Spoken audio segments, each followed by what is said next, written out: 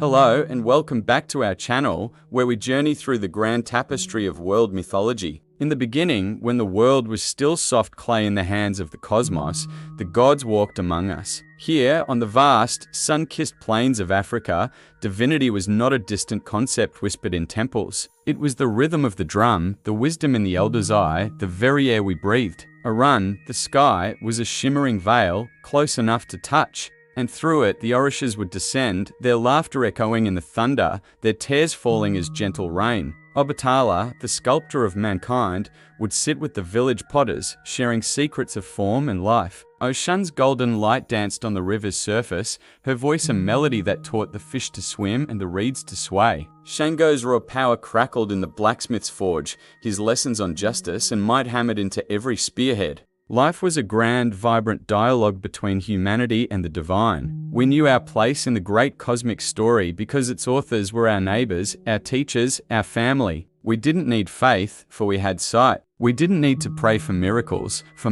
were the texture of our daily lives. The sky was our ceiling, and the gods were the loving guardians who lived just upstairs. But the world, as it is meant to, began to change. Humanity grew, and with our growth came a new kind of cleverness. We learned to chart the stars without asking the moon for her path. We learned to irrigate the fields without begging the river goddess for her favor. Our hands, once molded by Obatala, now learned to mold the world to their own will. A subtle pride, quiet as a snake in the grass, began to coil around the human heart. We started to see the gods not as parents, but as powerful rivals. Their miracles became interruptions. Their wisdom, a constraint on our burgeoning ambition. The dialogue between worlds grew strained. Our voices, once raised in song and praise, now carried the sharp edges of demand and argument. We began to question the gods' ways, believing our newfound logic could carve a better path. A great debate, silent yet earth-shaking, began to unfold.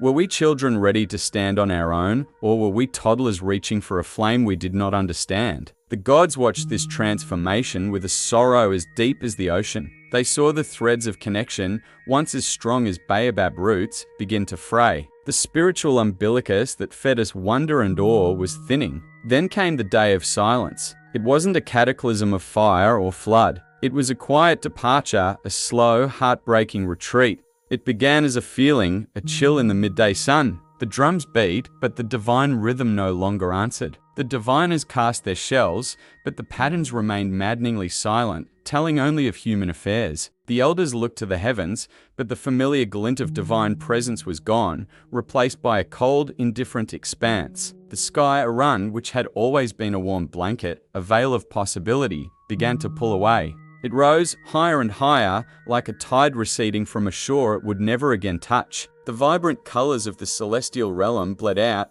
leaving behind a deep, impenetrable blue by day and a black, star-pocked emptiness by night. The gods were leaving. They were pulling back the ladder, closing the door, withdrawing their presence from a world that no longer seemed to need it, or perhaps no longer deserved it. We called out, our voices raw with a sudden, panicked grief. We danced the old dances, sang the forgotten songs, made the desperate offerings. But we were met with a silence so profound, so absolute, it felt like the end of sound itself. The sky had well and truly fallen not by crashing down, but by ascending into an unreachable distance. The day the gods left was the day humanity was truly born into adulthood, an adulthood we were not ready for. We were cosmic orphans, left alone in the vast, silent house of the universe. The silence they left behind was not empty. It was filled with our own confusion, our fear, our regret. We had wanted independence, and now we were drowning in it. This great severing was the birth of faith as we know it today. Before, we knew. Now, we could only believe. We had to learn to find the echoes of the divine not in the sky above, but in the world within. The loss was immense. We had traded a world of tangible magic for a world of hard logic. We had traded the voices of gods for the echo of our own.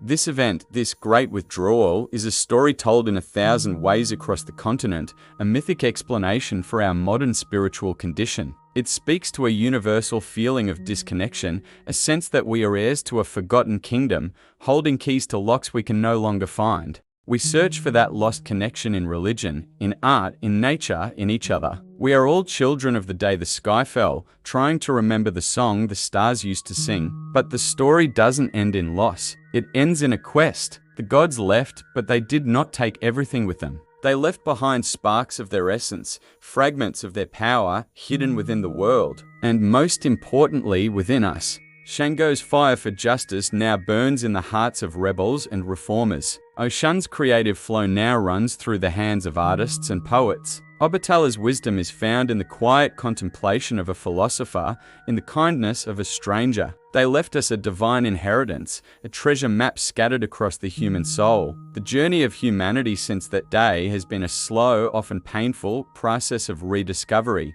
It is the journey to look into the mirror and see not an orphan, but a child of the cosmos. To listen to the silence and hear, not absence, but an invitation. An invitation to build our own ladders back to the sky, to become the gods we have lost. The myths tell us that the gods left because we pushed them away, but perhaps they left to see if we could find our own way back. Perhaps the ultimate test of our evolution is not to live with gods, but to become worthy of their return. And so, we continue to tell these stories, not just as memories of a golden age, but as a guide for the future. They remind us that the sky may be distant, but it is not empty. That faith is not a sign of their absence, but the evidence of their enduring presence within our own potential. The day the gods left Africa was not the end of our story. It was the beginning of our greatest challenge and our most sacred purpose, to rediscover the divinity we carry within ourselves and to rebuild the bridge between earth and sky. One act of courage, creativity, and compassion at a time. Thank you so much for joining me on this journey through myth and meaning. If these stories resonate with you, please consider liking this video and subscribing to the channel for more explorations into the heart of our shared human narrative. Your support makes all of this possible. Until next time, keep listening to the whispers of the past.